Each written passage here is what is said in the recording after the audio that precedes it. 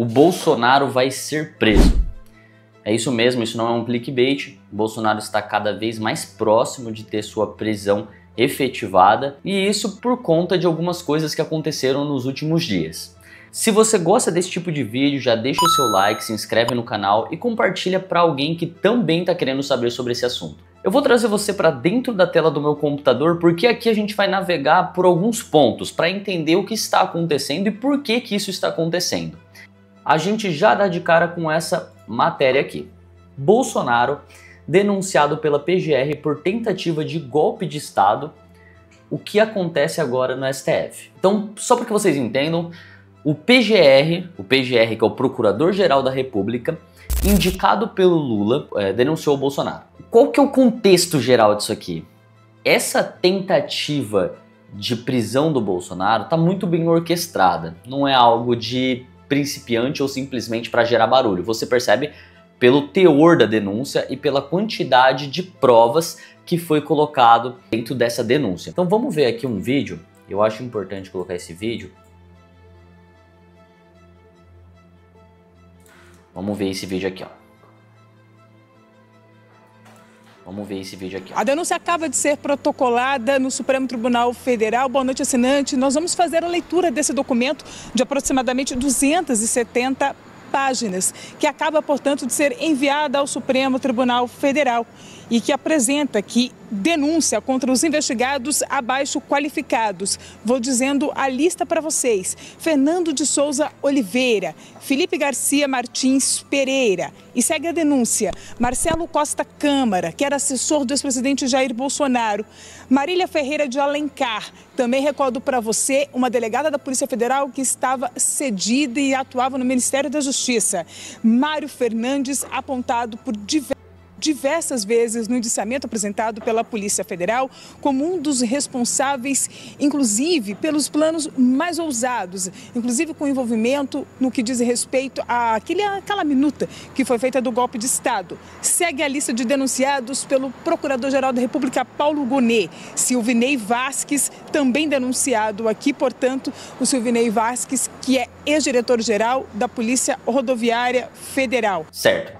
Aqui você já pode notar que foram vários denunciados pelo Gonet. É bom que você comece a entender o seguinte: quais são as ligações e por que isso está acontecendo? Por que estão indiciando o Bolsonaro agora? Eu acho que é importante a gente entender a estrutura, até para saber quem é esse responsável e como ele chegou até lá, que hoje é o Paulo Gonet que chegou e fez essa denúncia do Bolsonaro. Como que ele se tornou o PGR do Brasil? Eu acho importante agora a gente ir para uma etapa acima disso. A gente precisa entender quem fez a denúncia, quem indicou, como eu disse, foi o Lula, e por que esse PGR, como que ele fez para chegar ali, como que funciona para o cara se tornar PGR. Porque você concorda comigo que se há uma briga entre Lula e Bolsonaro e o indicado, que é o cara que pode abrir uma denúncia forte, que tem muito peso, que vai direto para o STF julgar se vai ser procedente ou não e se o Bolsonaro vira réu ou não, tem um impacto muito grande. Pode ser que, teoricamente, por ser indicado pelo próprio Lula, isso tenha algum peso, né? Tem algum peso contra o Bolsonaro. Então, vamos entender quem é ele e como que ele chegou até lá. Então, primeiro a gente precisa entender isso aqui. Para a gente chegar e entender quem é tal Paulo Gonet, a gente precisa entender como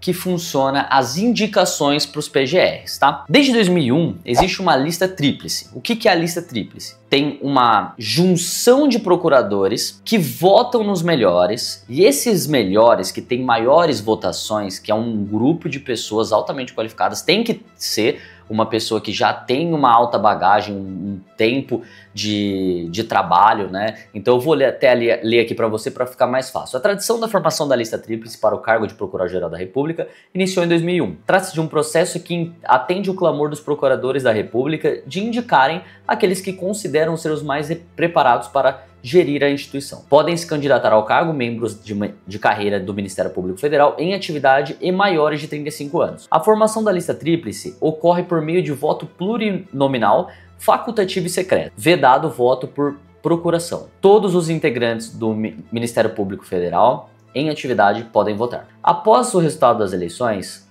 a NPR é a responsável por encaminhar os 3 nomes mais votados ao presidente da República. Para quem não sabe, a NPR é a Associação Nacional de Procuradores da República. Então, vamos lá. Vamos descer aqui e aqui é onde está a charada. Vamos começar nos governos Lulas. 30/6/2003 é feita a segunda consulta carreira para a elaboração da lista tríplice. Com 297 votos, o subprocurador-geral da República, Cláudio Lemos Fonteles, aparece em primeiro, seguido por Antônio, etc. Beleza, e aí vamos passar para essa parte aqui, que é: o presidente da República, Luiz Inácio Lula da Silva, prestigia e escolhe da classe e indica Fonteles para o cargo. Era um cara da lista tríplice, beleza? Depois, 30/6/2005. A forma democrática, vamos passar para cá. Antônio Fernandes Barros e Silva lidera a listagem com 378 votos, acompanhado por Wagner Gonçalves. Luiz Inácio Lula da Silva, que indica novamente o nome da lista tríplice. Em 2009, em seu segundo mandato como presidente da República, Lula aceita mais uma vez a indicação sugerida da lista tríplice. Em 2011, a presidente Dilma dá continuidade à política de indicar um nome da lista tríplice. 2013, consulta a carreira do Procurador-Geral da República, Rodrigo Janot, é mais uma vez a indicação da categoria e é respeitado pela presidente da República, Dilma Rousseff. Ou seja, mais uma vez o governo petista manteve a lista tríplice, né? O indicado da lista tríplice. Em 2015, 4 membros, aí teve Rodrigo Janot de novo com 799 votos, e aqui tem, mais uma vez, a lista tríplice foi respeitada pela presidente da República, Dilma Rousseff. Em 2017, teve Raquel Elias Ferreira Dodge, com 587 votos, foi a segunda mais votada. Aí você pega o então presidente da República, Michel Temer, indicou a segunda mais votada, Raquel Elias Dodge. Ou seja, ele também respeitou a lista tríplice. E aí entra o governo Bolsonaro. O que acontece aqui? O Bolsonaro, o presidente da República, Jair Bolsonaro, rejeitou a indicação dos procuradores e nomeou como PGR o subprocurador-geral da República, Augusto Aras. Mais uma vez, Bolsonaro rejeita, e aí em 2021 já rejeita de novo a lista tríplice e coloca novamente Augusto Aras. Em 2023, aí o Lula já é novamente o presidente e o Lula entende o seguinte: abriu-se um precedente de não indicar quem está na lista tríplice. E aí favoreceu e ele pôde fazer o que ele fez. O presidente Lula indicou o subprocurador-geral da República, Paulo Gonet, e o Paulo Gonet não estava na lista tríplice. Então entenda o seguinte: primeiro vamos ver quem que era o Aras. O Aras que o Bolsonaro indicou. Cotado para a PGR, Augusto Aras deu festa para a cúpula do PT. O Augusto Aras, para quem não sabe, ele já era um petista declarado. Então você já vê que não valia a pena, era melhor ter colocado alguém da lista tríplice. Então abriu-se um precedente, esse precedente fez com que pudesse fazer o Lula colocar, por exemplo, o Paulo Gonet, e o Paulo Gonet foi o cara que denunciou e levou todas essas denúncias dos delegados, etc., inclusive do Bolsonaro, para o STF, aonde vão julgar para ver se vão acatar as provas e as denúncias ou não. Vamos lá? Quem é Paulo Gonet? Indicado por Lula para a Procuradoria-Geral da República. Subprocurador tem o apoio e empatia de deputados, senadores, ministros do governo e do Supremo Tribunal Federal. Ele tem fácil acesso a esses caras. Então já começa a pensar se realmente não estamos perto de ver uma possível prisão de Jair Messias Bolsonaro. Vamos entrar agora no X para a gente poder analisar alguns posts, e o primeiro deles que eu quero ver é o da Gleisi Hoffmann. A gente vai ver isso aqui e vamos pensar um pouco sobre ele. É estarrecedora a denúncia do procurador-geral de que Jair Bolsonaro recebeu e concordou com o plano para assassinar Lula, Alckmin e Alexandre de Moraes. O que o inelegível e sua turma chamam de fantasia é a discriminação minuciosa da turma do golpe ditatorial e assassinado que Jair Bolsonaro comandou como chefe da organização criminosa desde 2021 até 8 de janeiro de 2023. Fantasia e fraude é seguir acusando o TSE de ter recebido dinheiro dos Estados Unidos para prejudicá-los nas eleições de 2022. Diferentemente do inquérito da Polícia Federal e da denúncia do Procurador-Geral, a pataquada sobre a USAID não se sustenta. Aliás, deve ser considerada como agravante dos ataques do bolsonarismo às instituições brasileiras. Quanto mais mentem, mais se expõe ao certo de contas com a justiça. E aqui é bom a gente descer, porque tem um comentário muito importante, que é o seguinte: sendo verdade, o Alexandre de Moraes pode julgar esse caso? Alexandre de Moraes, ele é o ministro e ele não tem um voto duplo. Dentro dos ministros que existem, ele também é um cara que vai participar ativamente disso. Então, entenda que é muito complicado porque o Bolsonaro já entra desfavorecido. Então, acaba sendo complicado porque ele já entra numa desvantagem. Porque se você pensa que um dos caras que tem um enrosco gigantesco com o Bolsonaro, que é o Alexandre de Moraes, é um dos caras que vai dar um voto de peso ali, né? Porque você pensa que cada voto é muito importante. Já faz com que o Bolsonaro ele entre desfavorecido. Mas vamos entrar também no detalhe de quem são as pessoas que vão fazer essa votação para saber se vai passar ou não, se o Bolsonaro se torna réu ou não. Mas vamos lá. Pra gente entender isso aqui, tem uma coisa que é importante. A gente precisa entender o poder que tem o STF. E aí vale a gente entender mais uma vez onde o Bolsonaro errou e por isso faz com que ele esteja tão fraco hoje. Foi ele, Bolsonaro, o capitão da manobra que enterrou a CPI da Lava Toga.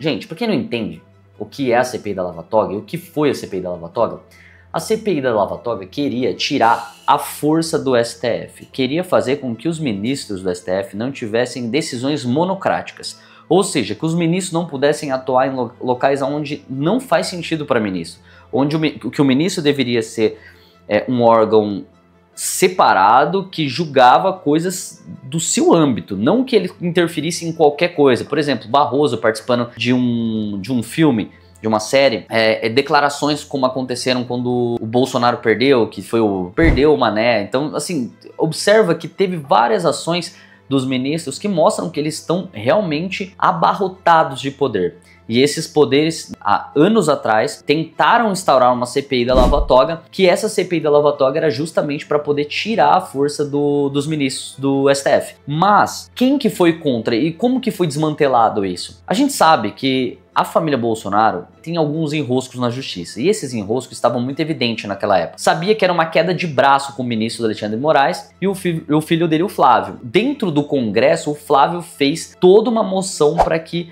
a CPI não passasse, para que não houvesse a CPI. E essa CPI, de fato, foi por água abaixo e deixou o STF com toda a força que ele já tinha naquela época, e entenderam que se já tinha força naquela época, a única coisa que poderia tirar a força, que era uma CPI dessa, não foi pra frente, realmente, aí eles ficaram cada vez mais poderosos e deu no que deu. E aí a gente entra nessa parte aqui, e essa parte é importante. Bolsonaro denunciado pela PGR, esse presidente pode ser preso? Entendo o que prevê a lei. Sim, Bolsonaro pode pegar até 40 anos de prisão, né?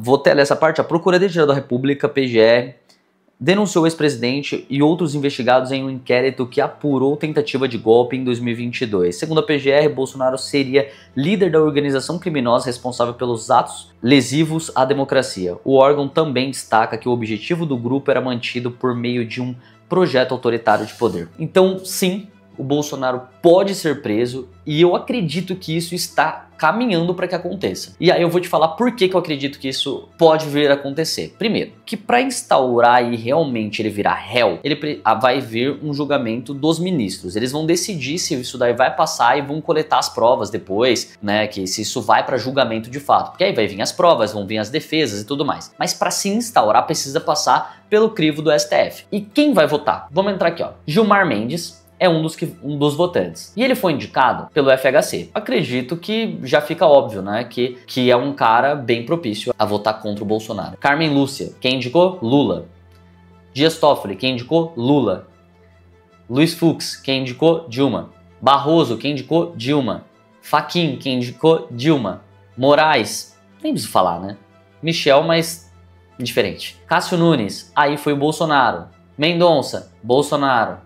E aí tem o Zanin, que foi pelo Lula, e o Flávio Dino pelo Lula. Isso aqui já tá claro que essas indicações, a maioria veio dos governos petistas, e por ter vindo dos governos petistas, a chance que isso se instaure e realmente passe a ser julgado é muito alta. Quero pegar mais 2 pontos aqui, 3 pontinhos, no X, que é importante pra gente entender e concluir a nossa linha de raciocínio. Amanda Pascoal. Urgente, a PGR acaba de denunciar Jair Bolsonaro por tentativa de golpe de Estado.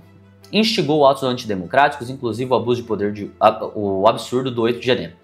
Tramou com generais, aliados e familiares o golpe com direito a minuta e plano de assassinato de Lula, Moraes. Promoveu e disseminou fake news e desinformação sobre as urnas e o processo eleitoral. Ponto, mas aí tem uma coisa engraçada que o Nicolas postou. Bolsonaro aceitou matar Lula, diz PGR sem comprovar. E aí ele fez uma sátira. Nicolas aceitou parar de ir no futebol, diz sua mulher sem comprovar. Ele tá ironizando isso e o Bolsonaro veio aqui e ainda colocou não esqueça a cervejinha. O que acontece é o seguinte, se você analisar de forma geral, em questão de poder mesmo, você pode entender que quem está colocando o Bolsonaro na berlinda é o cara indicado pelo Lula. Quem está denunciando o Bolsonaro é o cara que foi indicado pelo Lula. Quem vai acatar ou não a discussão se vai seguir com uma prisão do Bolsonaro ou não, que vai acatar, né, que vai determinar se ele vai ser julgado ou não, são os indicados do Lula. Então é meio óbvio que o processo está correndo de forma com que as pessoas que vão instaurar o inquérito, as pessoas que vão denunciar e provavelmente as que vão julgar sejam pessoas